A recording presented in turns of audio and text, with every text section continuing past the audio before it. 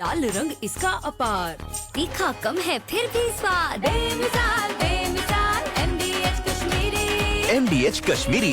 MDH। देख रहा है मेरे साथ, पूछता है भारत और पूछ रहा है सारा भारत आज कि किसको दिक्कत है वक्फ बिल से, किसको दिक्कत है अगर कुछ चंद मुट्ठी भर लोगों से वो 9 लाख एकड़ जमीन लेकर लाखों नहीं करोड़ों जरूरतमंद मुसलमान भाइयों बहनों को वो जमीन जिस पे उनका हक है, जिस पे उनका अधिकार है, उनको मिल जाएगा। पूछता है भारत,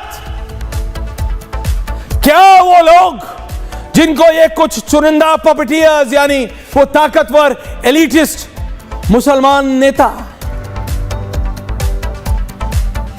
जैसे होता है ना, कठपुतली की तरह नचा के ये आंदोलन करा रहे हैं, क्या उन भाइयों और बहनों को मालूम भी है कि इस वक्फ बिल से फायदा किसका होगा? आपका होगा, आपका यानी एक आम भारतीय हिंदुस्तानी मुसलमान भाई या बहन का। आप पश्चिमी उत्तर प्रदेश में रहते हो, हरियाणा में, महाराष्ट्र में, बंगाल में, मिजोरम में या तमिलनाडु में, फायदा आपका होगा दर्शकों, क्योंकि आपको पता है आज तक इस वक्फ बिल के नाम पे, इस वक्फ बोर्ड के नाम पे, बिल नहीं बोर्ड के नाम पे अद्वितीय अस्मिर जैसे कहते हैं ना कि अनअकाउंटेड फॉर वेल्थ, जिसकी आप कल्पना भी नहीं कर सकते, परिकल्पना से दूर, इतना धन दौलत, इतनी चल और अचल संपत्ति इकट्ठा कर ली गई है। और वो काम आम भारतीय मुसलमान भाई या बहन के नहीं, इन एलिटिस्ट, इन लोगों के आ रही है जो अब वहां कोई मॉल खोल रहा है तो कोई होटल, कोई शॉपिंग मार्केट खोल रहा है तो कोई दुकानों का अंबार लगा रहा है।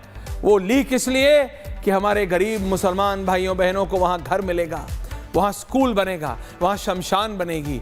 पूछता हूं मैं और पूछता है भारत, बता दे आज वो नेताओं में से कोई भी आके कि कितने उन्होंने वक्फ की जमीन पे अस्पताल बनवाए, कितने वक्फ की जमीन पे स्कूल खोले, मदरसे खोले हैं। और पूछता है भारत, क्यों घबरा रहे हैं वो वक्फ बिल से?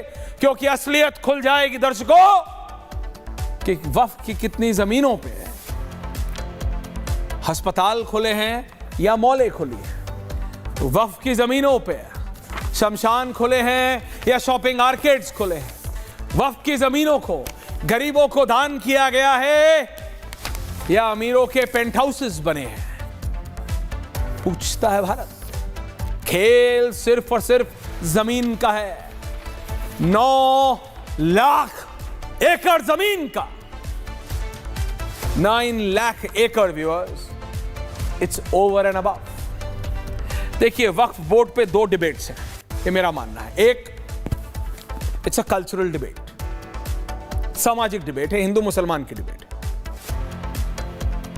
इस देश का बहुसंख्यक सनातनी बोल रहा है कि आपने मुसलमान भाइयों बहनों के साथ फेवरेटिज्म किया है, आपने मुसलमानों को स्पेशल इकोनॉमिक पैकेज के तौर पे आपने वक्फ दे दिया, बहुसंख्यकों को क्यों नहीं दिया? किसी और धर्म में तो ऐसा बोर्ड नहीं जिसके पास इतनी शक्ति हो। ये एक रियलिटी है कि ये हिंदू मुस्लिम ये है, इट्स अ फाइट। आप समझिए, ये वक्फ बिल पे ये हिंदू मुसलमान है या आमने सामने खड़े हैं, इस देश का बहुसंख्यक पूछ रहा है आज। मैंने कहा नंबर चलाने के लिए भी जरूरत नहीं है, पूछ रहा है कि क्यों आप स्पेशल इकोनॉमिक सपोर्ट देना चाहते हैं मुसलमानों को, और सिर्फ मुसलमानों को। एक डिबेट तो ये है। दूसरी debate is a pure political debate. Now can have the numbers of Lok Sabha and Rajya Sabha on my board now. एक है ये डिबेट, लोकसभा और राज्यसभा, ये गलत नंबर चला रहे हैं आप। Please get me the pi graphics of Lok Sabha and Rajya Sabha. दर्शकों, एक तरफ लोकसभा है, एक तरफ राज्यसभा है।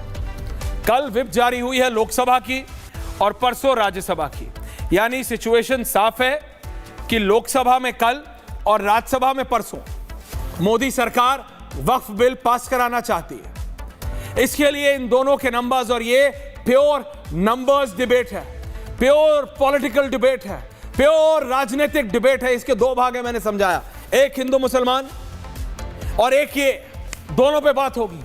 लोकसभा के जरा नंबर्स देख लेते हैं ना। Move to only Lok Sabha. Lok Sabha की कुल स्ट्रेंथ है 543, मिडिल नंबर है 272, यानी मेजॉरिटी इस बिल को पास कराने के लिए 272 चाहिए। NDA on the face of it, यानी मोटा मोटा Bharatiya Janata Party, Narendra Modi led BJP government, NDA के पास 6 कम 300 है, 294 है। अगर आप इसका सब पार्ट कर दीजिए, इसका सब पार्ट करिए तो बीजेपी के पास 240 है। ये वाला ग्राफिक भी है, चला सकते हैं आप।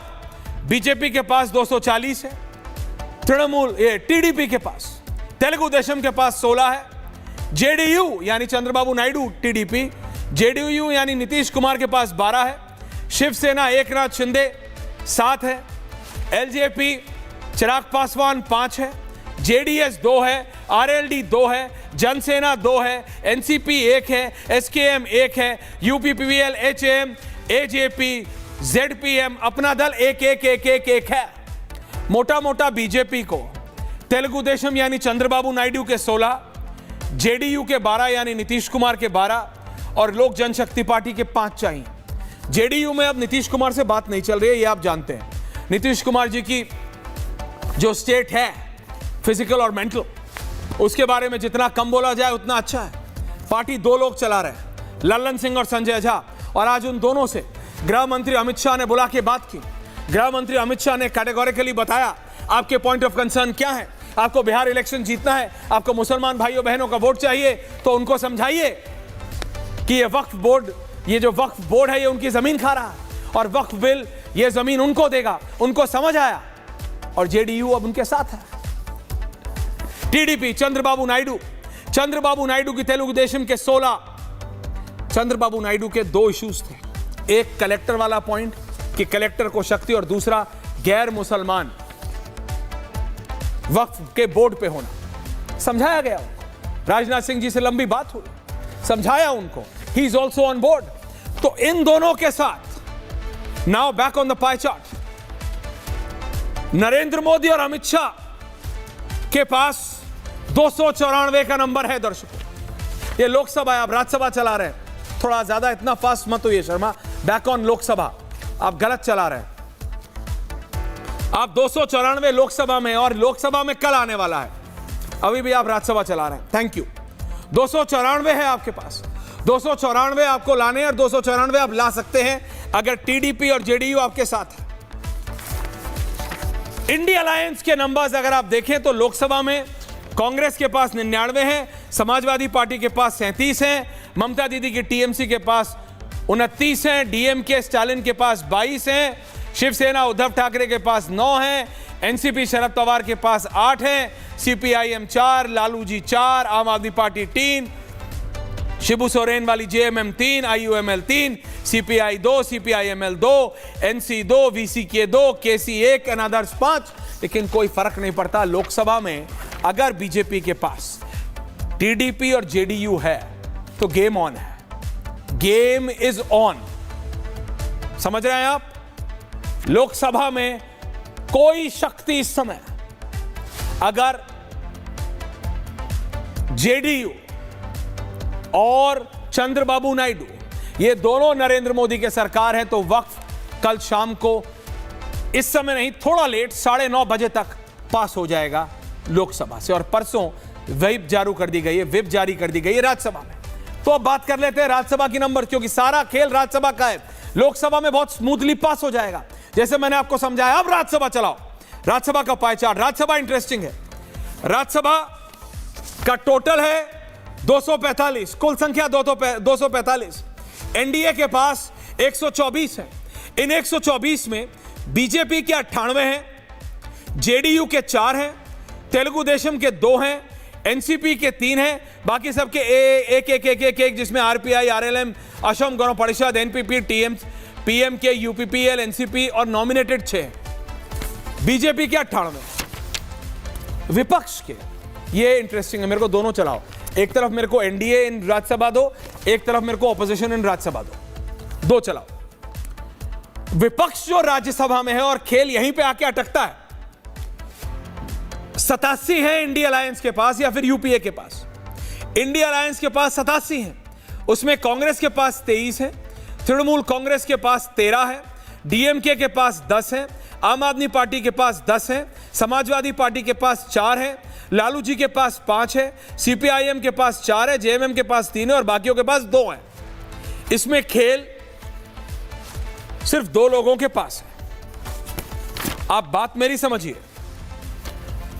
और इसके अंदर राज्यसभा के अंदर अदर्स भी हैं, यानी यहां पे खेल है अदर्स, जो अन्य, आपको ये एक ही में बना दिया है शुभम ने जो गलती की है। अन्य, जो अन्य 34 है, आप गलत चला रहे, वापस जाइए पहले वाले में। जो अन्य 34 है, उस अन्य 34 में 2 बड़े प्लेयर्स हैं, वाईएसआरसीपी यानी जगनमोहन रेड्डी जिनके पास 7 है, और दूसरी तरफ बीजेडी यानी बीजू जनता दल जिनके पास 7 है, उड़ीसा वाली, पटनायक साहब वाली। वाईएसआरसीपी 7, बीजेडी 7, और गेम यहीं पे आता है। अगर ये व्हाट इफ वाला सिनेरियो है, अगर क्या 3 सिनेरियो बनते हैं दर्शकों, और मैं बहुत क्लियरली आपको बता रहा हूं, 3 सिनेरियो बनते हैं। अगर ये बिल राज्यसभा में पास कराना है, अगर वक्फ बिल को राज्यसभा से पास कराना है, तो या तो चारों, यानी बीजेपी की तरफ से जेडीयू और तेलुगु देशम यानी नीतीश और चंद्रबाबू नायडू, और वहां पे बीजेडी यानी पटनायक साहब वाली और वाईएसआरसीपी जगनमोहन रेड्डी, 2 पार्टीज हैं। आप इससे निकलिए और लोकसभा राज्यसभा दोनों चलाइए। डायरेक्टर साहब प्लीज चलाइए दोनों। राज्यसभा में 2 पार्टी इधर हैं, 2 पार्टी उधर हैं। बीजेपी के सपोर्ट में है टीडीपी और जेडीयू, बीजेपी के खिलाफ है वाईएसआरसीपी और बीजेडी। खिलाफ मानिए आप या साथ मानिए आप, समझ रहे हैं आप? क्योंकि राज्यसभा में वाईएसआरसीपी भी और बीजेडी भी ना एनडीए के साथ है और ना ही इंडिया अलायंस के साथ है, ये अदर्स हैं। हालांकि जेडीयू यानी नीतीश कुमार और चंद्रबाबू नायडू की टीडीपी ये एनडीए के साथ है। यहां पे अब सिचुएशन आता है, पहला सिनेरियो, कि ये चारों पार्टी यानी बीजेपी के साथ वाली नीतीश कुमार चंद्रबाबू नायडू, विपक्ष वाली वाईएसआरसीपी और बीजेडी बीजू जनता दल, चारों वॉकआउट कर जाएं। चारों वॉकआउट कर जाएंगे तो पास हो जाएगा। कैसे पास कर जाएंगे? टीडीपी और जेडीयू 6, वाईएसआरसीपी बीजेडी 14। इससे क्या होगा? मेजॉरिटी 113 पे आ जाएगी, मेजॉरिटी नंबर नीचे गिर जाएगा, मेजॉरिटी 113 पे आ जाएगी और भारतीय जनता पार्टी यानी एनडीए ये वक्फ बिल को पास करा ले जाएगी। आप समझिए बहुत बारीकी, सिर्फ 2 नंबर्स, सिर्फ 2 सांसदों का खेल है, 2 सांसदों का खेल। तो कितनी कॉन्फिडेंट होंगे अमित शाह? क्लैरिटी से बात करते हैं। बीजेपी की ये सारी स्ट्रेटेजी गृह मंत्री अमित शाह बनाते हैं और कोई बनाता नहीं है। अमित शाह कितने कॉन्फिडेंट होंगे? क्योंकि राज्यसभा में सिर्फ 2 नंबर खेल बना या बिगाड़ सकते हैं, 2 नंबर मात्र। और इसीलिए कहा जा रहा है वाईएसआरसीपी और बीजेडी या तो चारों वॉकआउट कर जाए, इधर से नीतीश और चंद्रबाबू नायडू और इधर से वाईएसआरसीपी और बीजेडी या तो वॉकआउट कर जाए। अगर वॉकआउट कर जाते हैं तो पास हो जाएगा। पर अगर कहीं टीडीपी और जेडीयू यानी चंद्रबाबू और जेडीयू ने, नीतीश कुमार की पार्टी ने एब्सटेन कर दिया, तो जेडीयू के 4 हैं, टीडीपी के 2 हैं, बिल गिर सकता है राज्यसभा। दूसरा व्हाट इफ, अगर टीडीपी या जेडीयू वॉकआउट कर जाएं, एब्सटेन नहीं करें, वॉकआउट कर जाएं, अगर ये दोनों वॉकआउट भी कर जाते हैं तो भी गिर जाएगा, क्योंकि नंबर नहीं गिरेगा। उधर भी है, वॉकआउट चारों को करना पड़ेगा।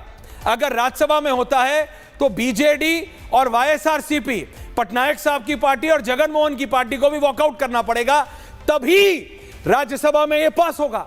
It's a numbers game. बात समझिए कितना बारीकी खेल है। राज्यसभा में, और कितनी कॉन्फिडेंट होगी भारतीय जनता पार्टी और अमित शाह, कितने कॉन्फिडेंट होंगे इसको लेके कि they are saying okay, Lok Sabha में कल लाओ, लोकसभा में स्मूथ है, लोकसभा में दिक्कत नहीं है।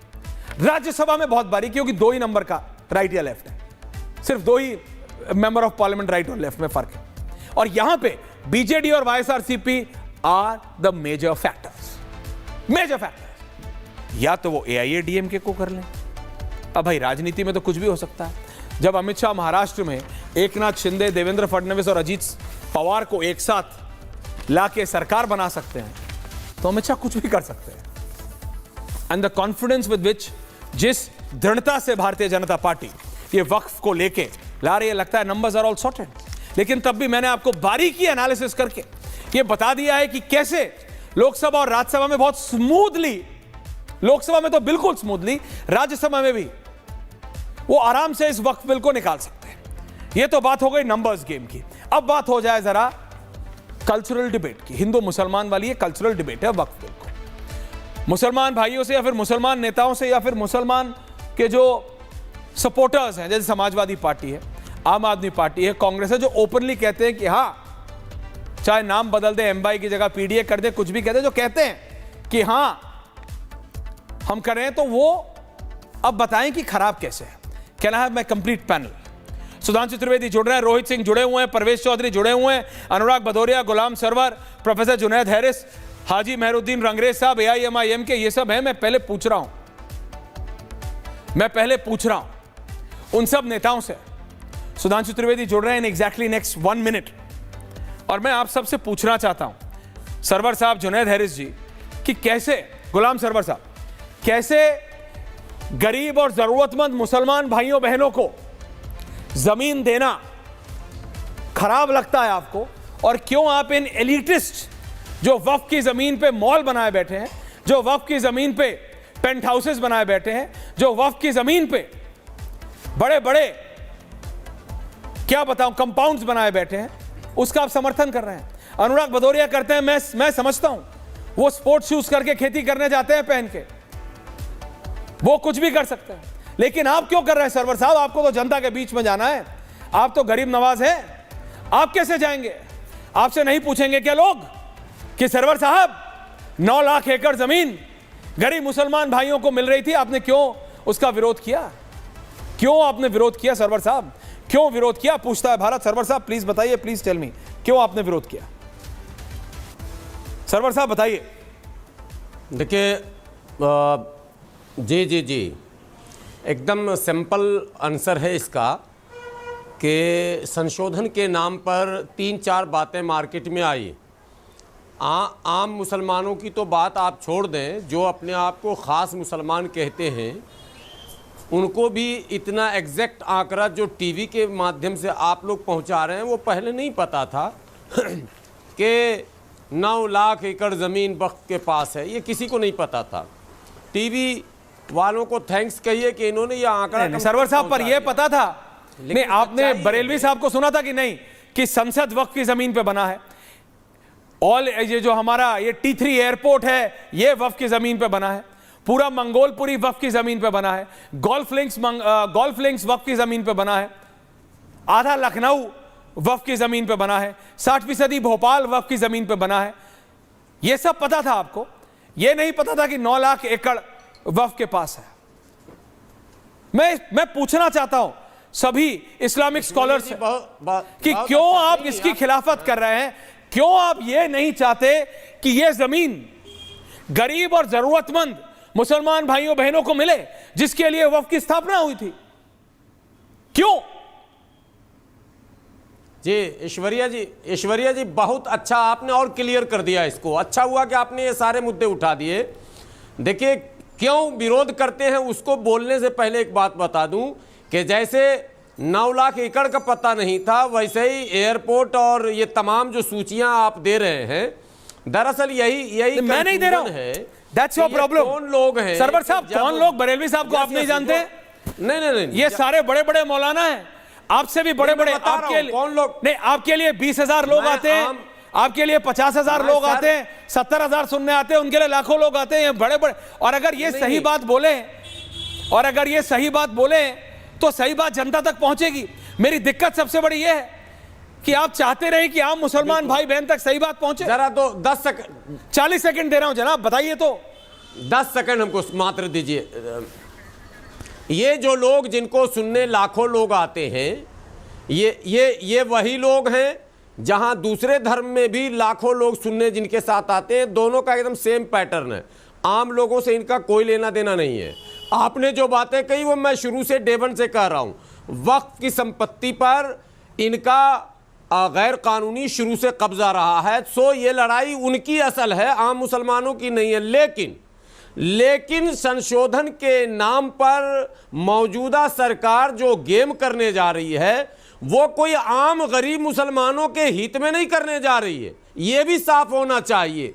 अगर ये ऐसा होता तो मैं तो कई डिबेट में कह चुका हूं कि आप गरीब मुसलमान, पसमानदा मुसलमान की बात करते हैं तो जरा सा संशोधन में जितने भी बिंदु हैं, एक बिंदु ऐसा दिखाइए जिसमें यह लिखा हो कि अमुक अमुक पद पर पसमानदा मुसलमान रहेगा।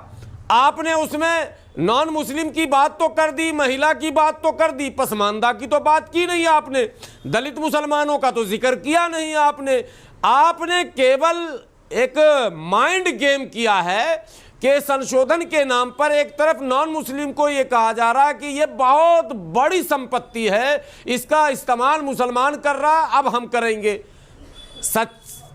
सच्चाई यह है कि न इस्तेमाल पहले मुसलमान कर रहा था, न आगे की उम्मीद हम पालते हैं, कोई नहीं पालता। सरकार में बैठे लोग कल भी कर रहे थे, आज भी कर रहे हैं और आने वाले दिनों में भी करेंगे। और संशोधन सरकार अपने हित में कर रही है, जनता के हित में नहीं कर रही, इसलिए हम विरोध कर रहे हैं। सुधांशु जी,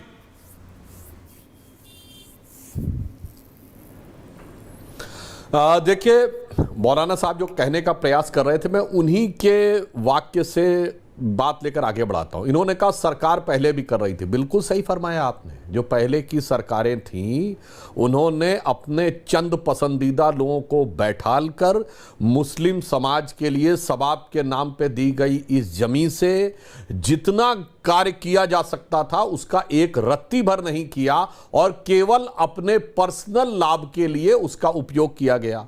और इसका उल्लेख तो ऐसी रिपोर्ट्स में भी है जिसकी हम तमाम फाइंडिंग्स से वाकफियत नहीं रखते, हम उससे सहमत नहीं हैं। अगर सच्चर कमेटी ने कहा कि उस जमाने में 163 करोड़ रुपए केवल आया था और जितनी बड़ी लैंड थी उसके हिसाब से 12,000 करोड़ रुपए आना चाहिए था, तो मानी हुई बात है वो लैंड जो है उसका कोई ना कोई तो यूज कर रहा है। इस प्रकार के भी तमाम केसेस आए कि वक्फ की लैंड पे कोई कमर्शियल प्रॉपर्टी बनी हुई है, कहीं पर कोई मॉल बना हुआ है और जो ऑफिशियली उससे वक्फ बोर्ड को इनकम दिखाई जा रही वो कुछ लाख रुपए महीने की, इतना तो वहां से शायद एक शॉप होगी उससे आती होगी। तो जरा इस हकीकत को देखें। ईमानदारी की बात यह है कि किसी भी चीज की व्यवस्था बनाए रखने के लिए, अभी इन्होंने आपने कहा पसमानदा मुसलमान और दलित मुसलमान, साहब बड़ी हैरत हुई मुझे कि बराबरी के मजहब में दलित होते हैं। तो आपका तो यही दावा है ना कि हम तो बराबरी के मजहब हैं, हमारे यहां तो कोई ऊंचा नीचा होता नहीं। और एलानिया टीवी के चैनल पे कहा जा रहा है कि दलित मुसलमान, पसमानदा मुसलमान। बिल्कुल सही बात है। मैं आपसे पूरे हद्दे अदब से पूछता हूं, जरा मुस्लिम पर्सनल लॉ बोर्ड में बता दीजिए कितने पसमानदा मुसलमान हैं, तो समझ में आ जाए कि दिल में किसके लिए ना। यह सिर्फ अपनी जागीरदारी को बचाए रखने के लिए है। चंद मुट्ठी भर लोगों के हाथ में जो ताकत है और उन्हें लगता था इस ताकत के दम पे वो मुस्लिम वोट के होल सोल डीलर हो सकते हैं, जिसे कहते हैं ना अधिकृत थोक विक्रेता। तो वो अधिकृत थोक विक्रेता को जो बाजार में अपना दबदबा है वो कम होता नजर आ रहा है और कोई बात नहीं है, क्योंकि अब ग्राहक जो है वो भी अपने अधिकारियों के लिए सतर्क होता जा रहा है। तो धीरे धीरे मुस्लिम समाज में भी लोगों को समझ में आ रहा है कि हकीकत क्या थी।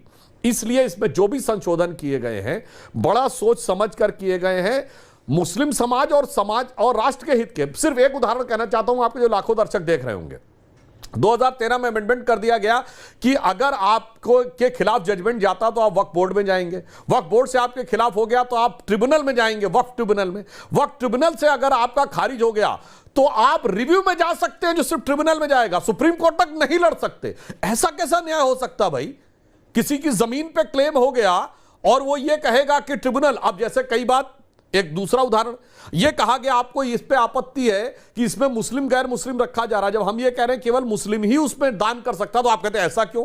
अरे भाई, अगर आप गैर मुस्लिम को रखेंगे तो ये प्रॉपर्टी डील भी तो हो सकती है कि कोई गैर मुस्लिम कहे कि मुझे ये प्रॉपर्टी अपनी बचानी है सरकार के द्वारा लेने से, वो कहे मैंने वक्त में दे दिया। मेरे भाई, अगर तुम उस मजहब में यकीन नहीं रखते हो और तुम दे रहे हो तो शक की गुंजाइश बनी रहती है।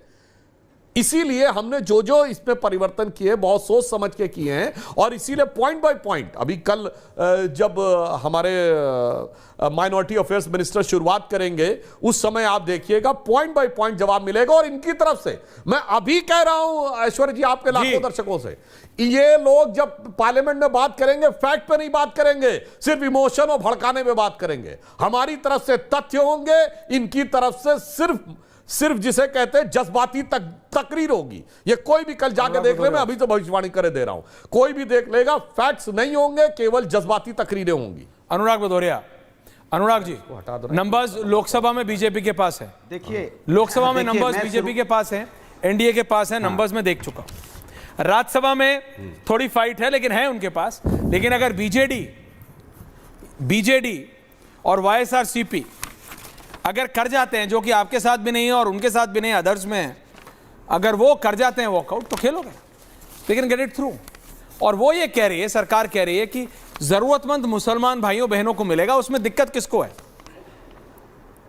भदौरिया साहब, रेटोरिक नहीं, फैक्ट पे बात मैं रिवर्स शुरू करता हूं। करिए। 2021 फैक्ट पे 2021 में उत्तर प्रदेश के अंदर में सुन्नी वक्फ बोर्ड के चेयरमैन फारूकी जी चुने गए। अब वो बीजेपी समर्थित चुने गए, तीसरी बार चुने गए वो। तो आपको पता था कि सुन्नी वक्फ बोर्ड के चेयरमैन जमीन कब्जा हो रहा है, तो आपने उनको दोबारा चुनना नहीं चाहिए था, आपको हटा देना चाहिए था। इसके मतलब आपको सूट कर रहे थे, तभी तो आपने उनको दोबारा चुना ना। 20-25 साल से लगातार बनता चला रहा है, 8.5 साल से आपकी सरकार है, और जमीन पे कब्जा अगर हुआ तो आपने क्यों नहीं छुड़वाया?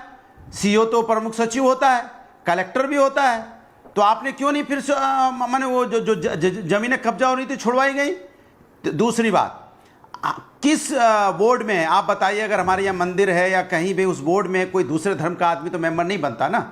आप फिर हिंदू को, दूसरे धर्म के मेंबर को क्यों उसमें घुसेड़ना चाह रहे हो? इसके मतलब आप कब्जा करना चाह रहे हो। कल चेयरमैन भी अपना बना दोगे आप, तो आपकी जमीन पे नजर है तभी तो आप बनाना चाहते हो। आज यहाँ करोगे, कल गुरुद्वारा में करोगे, तो आप ये क्या करना चाहते हो समाज के अंदर में? भाई सबकी भावनाएं होती है। अल्लाह के नाम पे लोग जमीन देते हैं, जमीन वक्त करते हैं, जिसमें मदरसे चलेंगे, स्कूल चलेंगे, आपकी जिम्मेदारी बनती है वो सही तरह से इस्तेमाल हो रहा है कि नहीं हो रहा है। तो सारी पावर आप कलेक्टर को देना चाहते हो।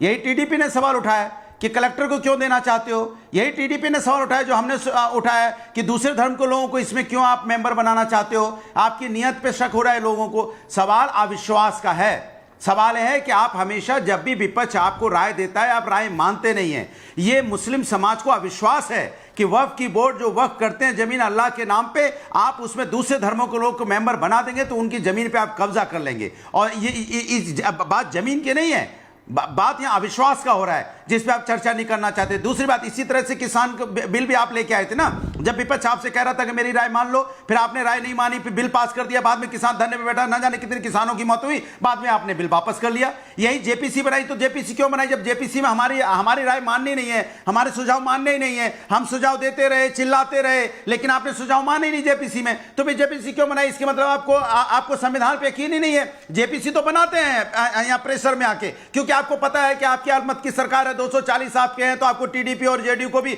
खुश करने के लिए आपने जेपीसी बनाई। और जेपीसी बनाने के बाद आपने विपक्ष की राय मानी नहीं, और राय मानी नहीं, उसके बाद जब ये आज हम आपका विरोध कर रहे हैं, आपका टीडीपी विरोध कर रही, तो आप कह रहे नहीं टीडीपी ने, टीडीपी कहां विरोध कर रही है? फैक्चुअली यहीं पे टीडीपी और जेडीयू, टीडीपी और जेडीयू दोनों आ गए। अनुराग भदौरिया चली जाएगी, इसलिए आप उनकी बात मान रहे हो। जेडीयू, टीडीपी और जेडीयू दोनों आ गए, बोल रहे हैं। टीडीपी की बात, नंबर्स गेम पे मत जाइए। नंबर्स गेम लोकसभा में तो बीजेपी के पास बहुत कंफर्टेबल है, आपके राज्यसभा में मामला थोड़ा टाइट है। दर्द आपको हो रहा है अनुराग जी, दर्द नहीं हो रहा है, प्लीज फैक्ट्स पे रहते हैं। सुधांशु जी, आप सरकार की नजर जमीन पे है या सरकार चाहती है ये 9 लाख एकड़ जमीन गरीब और जरूरतमंद मुसलमान भाइयों बहनों को मिल जाए, और गैर Muslim members on the board. देखिए, इसका क्या औचित्य है जब आपने टीटीडी बोर्ड में गैर हिंदू मेंबर्स की विरोध किया था बीजेपी ने? सुधांशु जी। हाँ, बिल्कुल मैं जवाब देता हूं। देखिए, किसी भी मस्जिद की कमेटी में कोई गैर मुस्लिम नहीं हो सकता। किसी इमामबाड़े की कमेटी में, कब्रिस्तान की कमेटी में कोई गैर मुस्लिम नहीं हो सकता।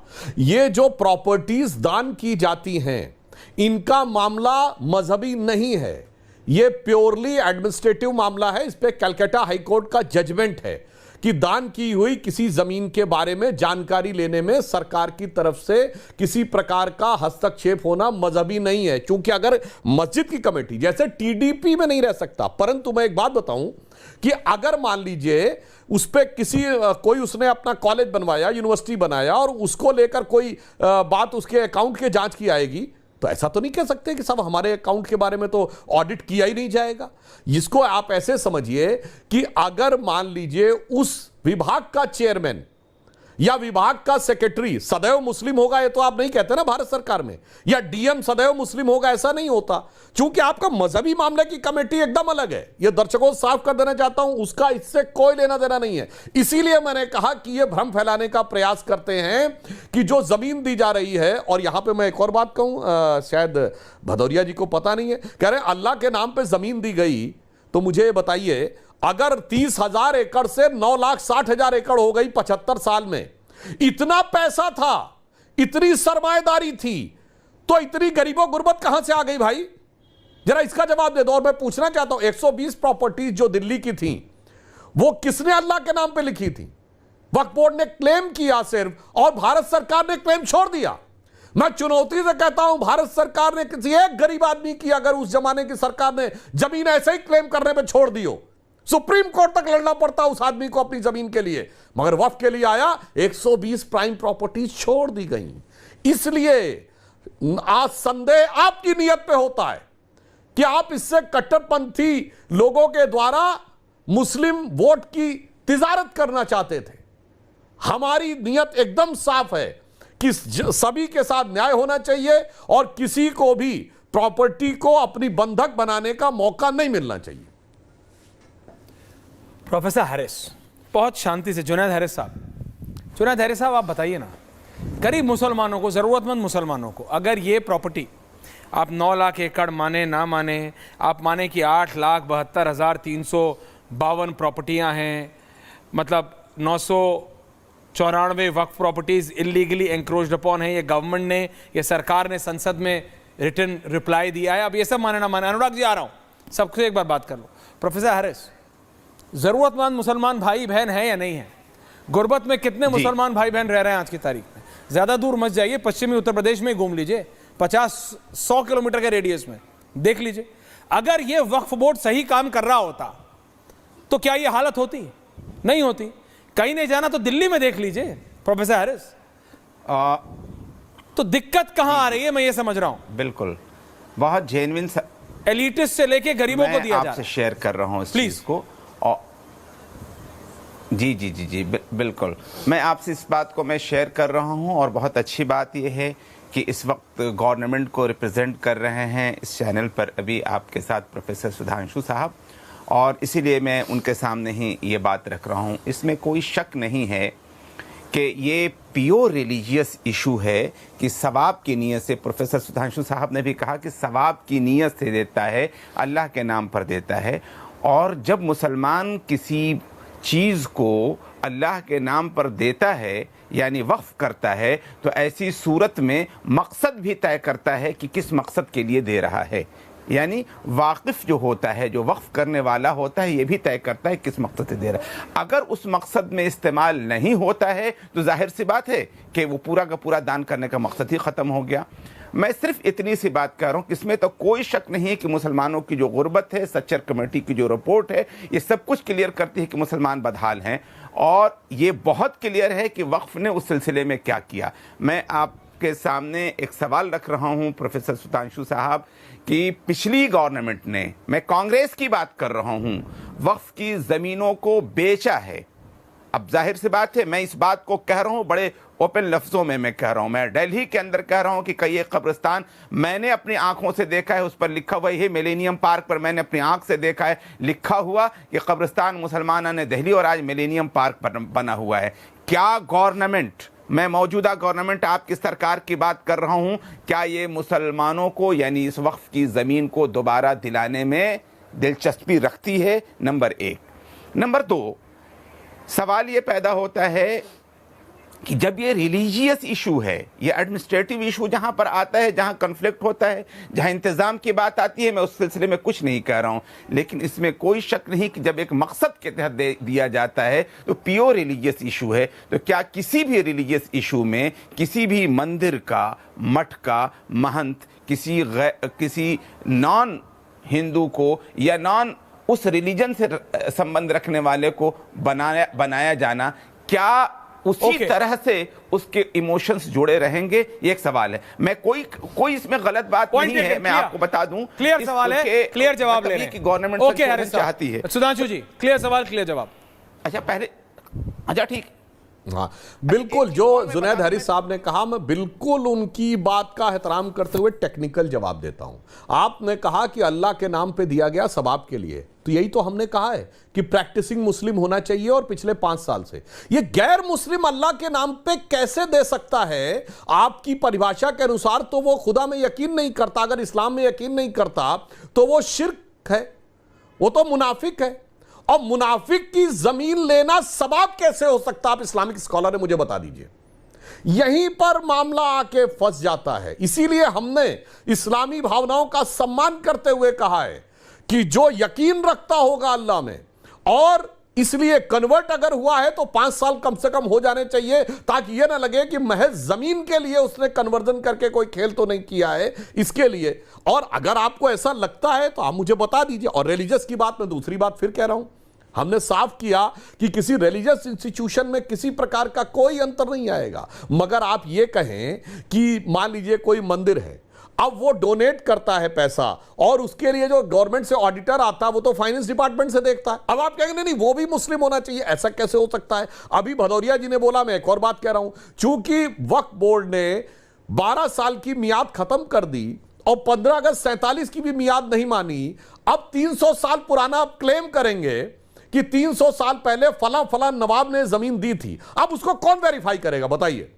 डिस्ट्रिक्ट मजिस्ट्रेट ही तो रेवेन्यू रिकॉर्ड्स में जाकर देख सकता है कि 200 साल पहले इस जमीन का मालिकाना हक देने वाले के पास था भी या नहीं। अब भाई भदौरिया जी बता दे ना, कौन सा तरीका है जो 200 साल पुराना रेवेन्यू रिकॉर्ड किसके पास होगा? डिस्ट्रिक्ट मजिस्ट्रेट के ही पास होगा। इसीलिए मैं कह रहा हूं टेक्निकल पॉइंट्स पे इन लोगों के पास जवाब नहीं है। इनका उद्देश्य यह है कि बस हंगामा होता रहे, जैसे सीए में किया, जैसे हर मुद्दे पे करते रहे। और मैं लास्ट में एक और बात भी कह दूं जनाब, समस्या क्या है कि मुसलमानों को भड़काने का काम तो पिछले 30-35 साल से हो रहा है, और हर बार वो गलत साबित हुआ। 1990 में जब राम मंदिर मूवमेंट शुरू हुआ, उन्होंने कहा यूपी में बीजेपी आ जाएगी तो मुसलमानों को खा जाएगी। हमारी सरकारें रही, सबसे बेहतर स्थिति रही मुसलमानों की आपस में भी। शिया सुन्नी का कॉन्फ्लिक्ट भी खत्म हो गया, मदे साहबा का जुलूस भी हमारे ही जमाने में निकला। फिर इन्होंने कहा सेंटर में आ जाएंगे तो खा जाएंगे, अटल जी की सरकार रही, पूरे देश ने डेवलपमेंट देखा।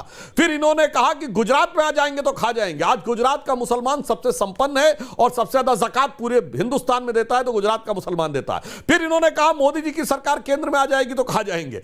अब सोचिए, सबसे ज्यादा गरीब मुसलमान को यदि गैस से लेके, शौचालय से लेके मकान तक मिला है तो मोदी जी की सरकार में मिला है। फिर इन्होंने कहा सीए में आएगी तो नागरिकता छिन जाएगी। सीए लागू हुए 1.5 साल से ऊपर हो गया, किसकी नागरिकता छिन गई? इसीलिए मैं कहना चाहता हूं, एक आपको पता ही होगा हकीम लुकमान के बारे में, कि जैसे हमारे यहां माने जाते हैं कि धनवंतरी वैद्य माने गए, इस्लामिक उसमें हकीम लुकमान माने जाते हैं। तो एक बड़ा फेमस शेर है, हारिस साहब आपको ध्यान होगा कि इसमें क्या रखा है देखे है जो तू आन के पास, बदगुमा वहम की दारू नहीं लुकमान के पास। यानी हर रोग का इलाज हो सकता है, पर अगर आपने वहम पाल रखा है तो उसका कोई इलाज हकीम लुकमान के पास भी नहीं। अनुराग जी देखिए, बात सिंपल है, बीजेपी के पास नंबर्स हैं लोकसभा में, राज्यसभा में, बीजेपी इसको पास कराएगी, तो है ना? नंबर्स हैं उनके पास, देश की जनता ने उनको समर्थन किया है। आप अपना प्रिंसिपल पॉइंट बताइए कि जेडीयू टीडीपी मत कीजिएगा। उन्होंने ऑफिशियली बोल दिया है आधिकारिक तौर पे कि हम सपोर्ट कर रहे हैं वक्फ को।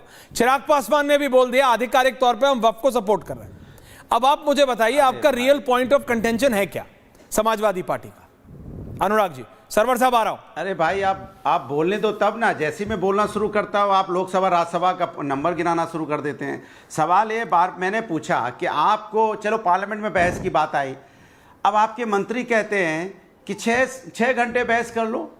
अरे भाई क्यों 6 घंटे इस पर चर्चा हो जाए, 12 घंटे क्यों नहीं? ये हमें मानना पड़ता है। आपको कहना चाहिए था कि 24 घंटे 25 घंटे जितने घंटे चर्चा हो इस पर चर्चा व्यापक रूप से हो जाए। तो आप उसमें टाइम बांधना चाहते हो कि इतने टाइम पे हो जाए, इसके मतलब आपके मन में चोर है। दूसरी बात तो मैं आपसे कहना चाहता था, इतनी देर से आप मुझे टोक रहे थे बार बार, मैंने आपसे बोला कि जेडीयू और टीडीपी ने भी तो सुझाव दिया था, तो टीडीपी और जेडीयू का सुझाव आपने अभी शाम को तुरंत मान लिया जब आपको लगा कि आपकी सरकार गिर सकती है, तो मेरे भी सुझाव मान लेते। तो इसके मतलब आप प्रेशर की राजनीति करते हो ना, माने जब आपको लगता है कि जहां फंसते हो वहां मानने को तैयार हो जाते हो। अब कितनी आपने उनकी बात मानी है ये तो कल जब बिल पे चर्चा होगी तो पता चलेगा कि आपने वो जो उन्होंने जो कलेक्टर वाली बात कही है कि आप सुना है, आपने मान ली है। जो इन्होंने जो हिंदू उस बोर्ड मेंबर नहीं बन सकते, सुना आपने, मान लिए। अब कितना आपने मानी पता चलेगा। बार बार आपसे मैं एक बात कह रहा हूं कि सरकार आपकी है, लास्ट 30 साल में 20 साल सरकार आपकी है सुधांशु जी, 30 साल, 3 डिकेड में आपकी 20 साल की सरकार है। 20 साल की सरकार में आपने कितनी वक्फ बोर्ड की जमीन जो 6 से 7% कहा जाता है कि वो इस कब्जे में रही, कितनी छुड़वाई आपने, मैं जानना चाहता हूं। क्योंकि आपको करना कुछ नहीं है, आप सिर्फ तुष्टीकरण की राजनीति पर विश्वास करने लगे हैं, आप सिर्फ वोट बैंक की राजनीति कर रहे हैं। आप नहीं चाहते कि समाज के असली मुद्दों पर चर्चा हो जाए, इसलिए आप वोट बैंक की राजनीति में, समाज में आपको सत्ता पानी किसी कीमत पे पानी है। आप बताओ ना आपने कितनी वक्फ बोर्ड की जमीन खाली करवाई है, कहां से करवाई है? 20 साल की तो सरकार हो गई ना, 30 साल में 30 साल में 20 साल की सरकार बहुत होती है। कब तक आप रोते रहे? सरवर साहब आ रहा हूं। 70 साल। ओके अनुराग जी, अब आप रिपीट करें। Sudhanshu Trivedi is counter. Thank you. Sarwar ji आ रहा हूं। प्रोफेसर हरेस आ रहा हूं। यही तो बात देखिए, इसीलिए मैं कहता हूं, एक अनुराग जी ने जो बोला उसके लिए कहा जाता अल्प विद्या भयंकरी।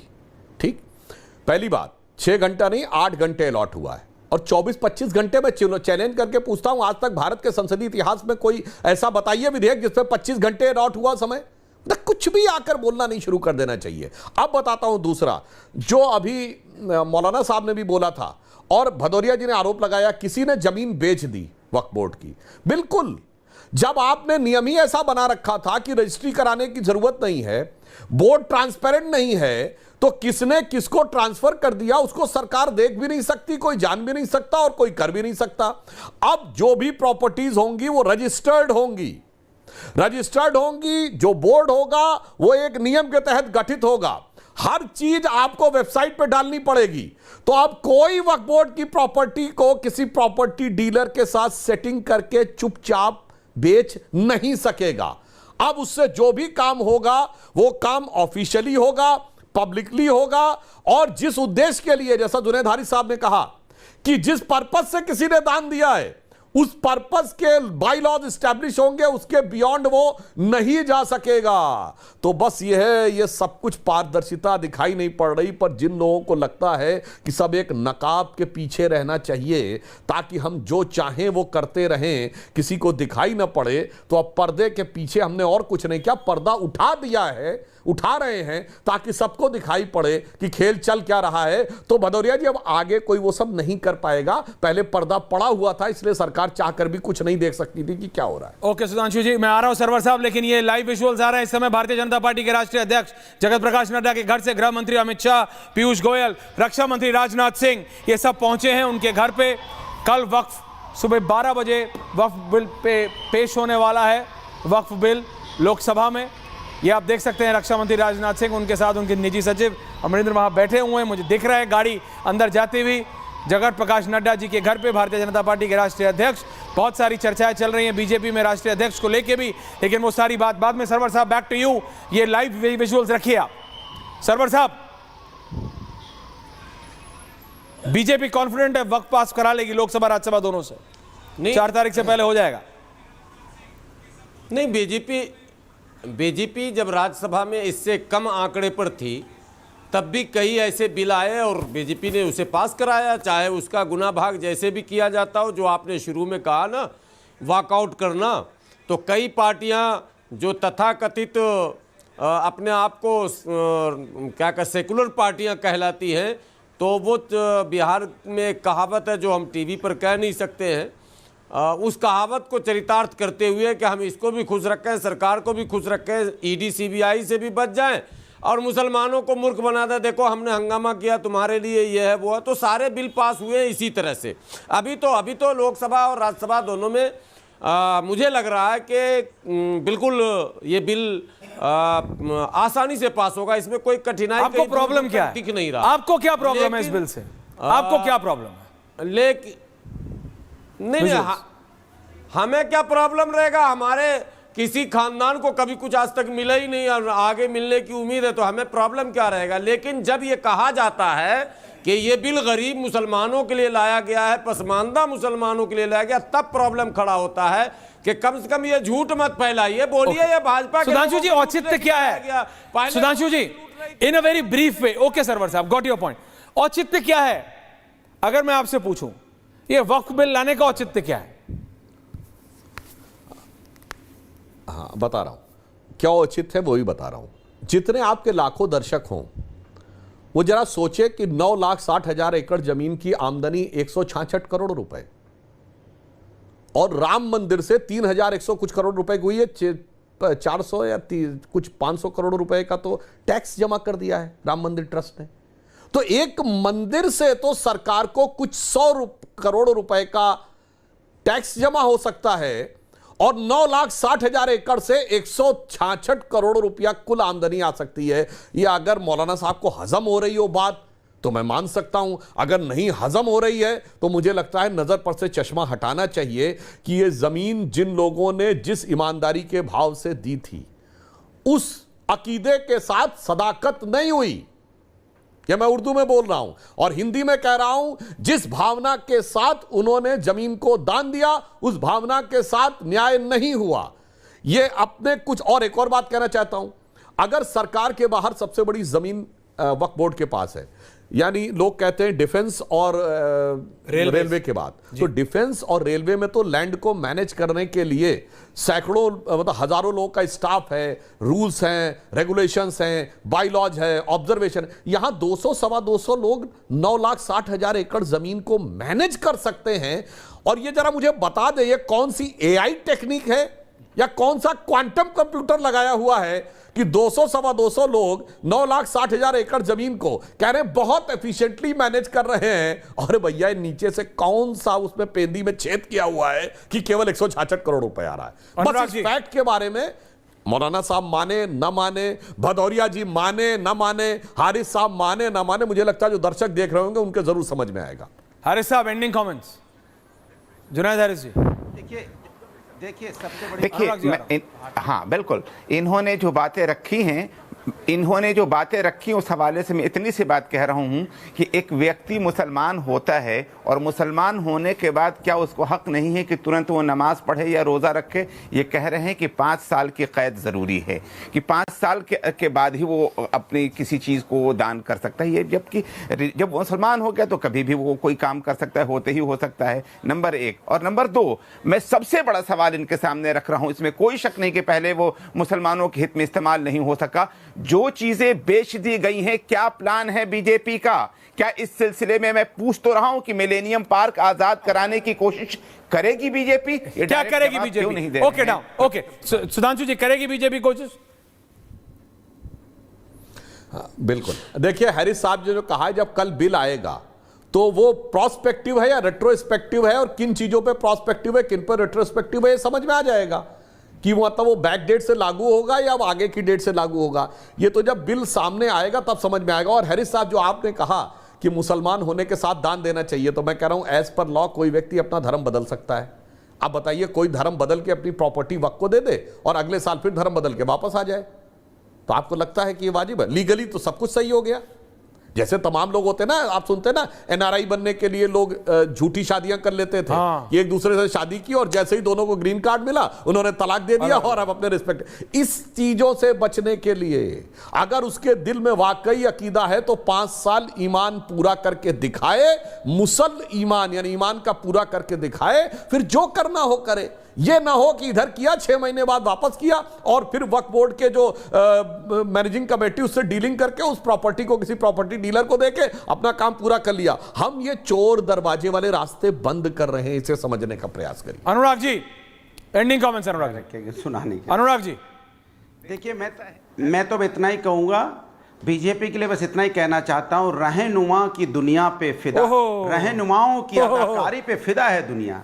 इस बहकती हुई दुनिया को संभालो यारो।